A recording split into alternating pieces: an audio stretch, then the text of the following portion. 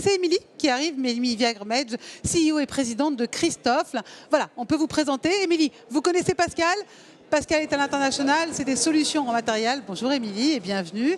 Je rappelle que vous êtes CEO et présidente de Christophe. Alors, vous avez un palmarès, merci beaucoup Pauline, un palmarès assez impressionnant parce que vous faites partie aujourd'hui des 40 femmes de l'année 2023. On ne dirait pas, vous êtes effectivement toute jeune, mais vous êtes aussi très stratégique. J'imagine que vous avez une certaine fierté, notamment concernant votre parcours. Je rappelle, vous étiez assistante de direction, paf, propulsée au poste, j'imagine, non sans effort. C'est aussi ça, votre fierté, c'est cette ascension?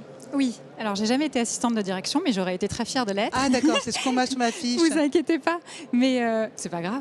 Il faut être, tous les métiers sont importants. Dites-moi. En tout cas, j'en ai pas d'assistante. Ce serait un bon sujet. C'est vrai? Ouais, non, j'en ai pas. Tout toute seule? Ouais. Vous n'avez pas de vie? Non, j'ai pas beaucoup de vie, mais j'adore ce que je fais et je suis très fière de ce que je fais. Donc votre vie, c'est ça aussi, c'est ouais, cette évolution. Mais je pense comme vous, quand on est, quand on aime son boulot et quand on travaille beaucoup, on en est forcément fier. Ça ne nous empêche pas d'avoir une vie à côté, mais en tout cas, c'est un engagement. Je pense que pour être fier, il faut être engagé. Surtout quand on est une femme. Je pense que particulièrement aujourd'hui, c'est très important d'avoir ce rôle modèle. Merci d'avoir cité pour les 40 femmes de l'année. Je ne sais pas si ça a vraiment une importance, mais en tout cas, la seule chose qui compte, c'est plutôt de donner l'option aux jeunes filles de se dire, bah oui, c'est possible. C'est aussi une reconnaissance. Oui, bien sûr, c'est une reconnaissance énorme. C'est une reconnaissance énorme, mais pas uniquement parce que je suis une femme, mais plutôt pour la valeur du travail. C'est-à-dire que je crois sincèrement que c'est très important de beaucoup travailler. Je pense que, c'est ça qui me drive. Je viens d'une famille d'Aveyronais. Ça ne s'invente pas, des bougnats.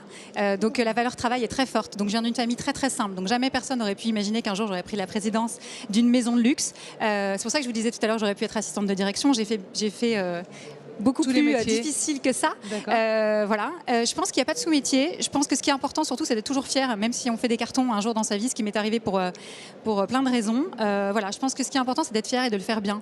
Oui, mais là, c'est pas n'importe quelle pression. On parle d'une maison fondée en 1830. Extraordinaire, 200 ans d'histoire, exactement. Voilà, merci de le souligner. Pionnière des arts de la table, mais du luxe. Je suis surtout fière d'être présidente d'une maison de luxe parce qu'en fait, il y a assez peu de présidentes de maisons de luxe. Il y a beaucoup de directrices générales, mais il y a assez peu de présidentes de maisons de luxe. C'est ça que je voudrais souligner par rapport à ce que vous disiez. Cette longévité. Vous parlez de 200 ans de maison. Oui, mais c'est en mettant justement des personnes comme vous à la présidence. Merci pour la question. J'espère. Je pense que c'est une bonne idée peut-être de mettre aussi des plus jeunes, de prendre des risques, parce que j'étais probablement un risque. Mais ce que je trouve joli, c'est de se dire comment une maison de luxe comme Christophe, qui avait un petit peu perdu de sa désirabilité, va être de nouveau désirable sur les nouvelles générations. Ça paraît évident qu'il faut pour ça mettre quelqu'un de la nouvelle génération. Donc, je suis ravie de représenter cette nouvelle génération-là. Je suis née en 84, donc je fais encore partie de la génération Z.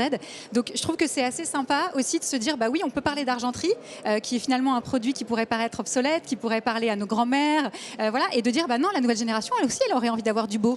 Pourquoi est-ce qu'on pourrait ne pas être... oui, du beau, oui, mais l'argenterie, c'est pas n'importe quoi. Une fourchette, ça passe par 100 mains, par 100 personnes. 100 mains, comment on explique que les jeunes aient un regain, aient un intérêt pour ce genre de métier? Merci pour la question. Parce que, en fait, ce qui est très important aussi de retenir, c'est vrai, d'abord, il faut 100 mains pour faire un couvert, du dessin à la sortie, parce qu'on a une façon de fabriquer de manière ancestrale. Donc, on travaille nos couverts de la même manière qu'il y a 200 ans. Mais comment vous expliquez que ça attire les jeunes? Pourquoi ça attire les jeunes? Parce que là, récemment, on a fait aussi quelque chose, je pense, qui était un peu risqué. On a repris des anciennes collections, on a racheté des collections anciennes, vintage, on les a réargentées, on les a certifiées et on a aussi permis de pouvoir vendre un peu moins cher des produits de luxe, parce que l'accessibilité au luxe, c'est pas, pour les nouvelles générations, c'est pas forcément évident.